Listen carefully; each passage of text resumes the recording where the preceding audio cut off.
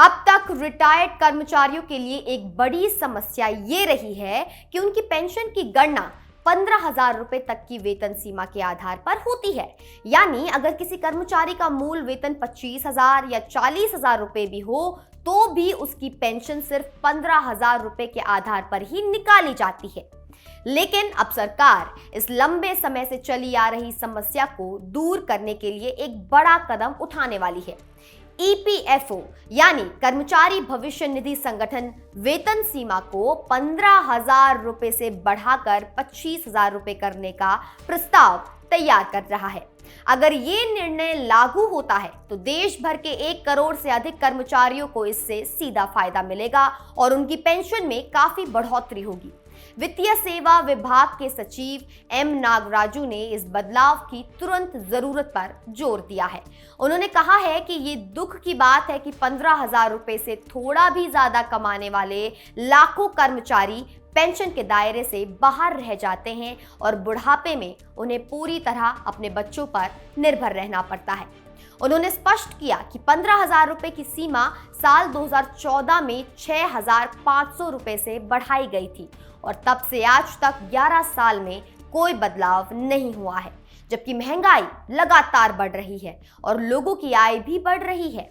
इसलिए ये पुरानी सीमा आज के भारत की विकसित आय स्थिति को बिल्कुल नहीं दिखाती। अभी का नियम ये है कि सिर्फ वे कर्मचारी जिनका मूल वेतन 15,000 रुपए तक है उन्हीं को ईपीएफ और ईपीएस यानी कर्मचारी पेंशन योजना में शामिल किया जाता है। इससे जो कर्मचारी इससे थोड़ा भी ज्यादा कमाते हैं वे इस योजना से बाहर रह जाते हैं और ना तो उन्हें पेंशन मिलती है और ना ही कंपनियों पर उन्हें जोड़ने का कोई कानूनी दबाव होता है। इसका मतलब यह है कि शहरों में काम करने वाले बहुत से निजी कर्मचारी भले ही उनका वेतन कम हो, रिटायरमेंट के लिए किसी निश्चित पेंशन की गारंटी नहीं पाते। अगर वेतन सीमा 15,000 से बढ़ाकर 25,000 रुपए कर दी जाती है तो इसका सीधा असर ये होगा कि ज्यादा लोग अनिवार्य पेंशन योजना के दायरे में आ जाएंगे। साथ ही जो लोग पहले से इसमें शामिल हैं उनकी पेंशन की गणना का आधार भी बढ़ जाएगा, जिससे उन्हें रिटायरमेंट के बाद ज्यादा पेंशन मिलेगी।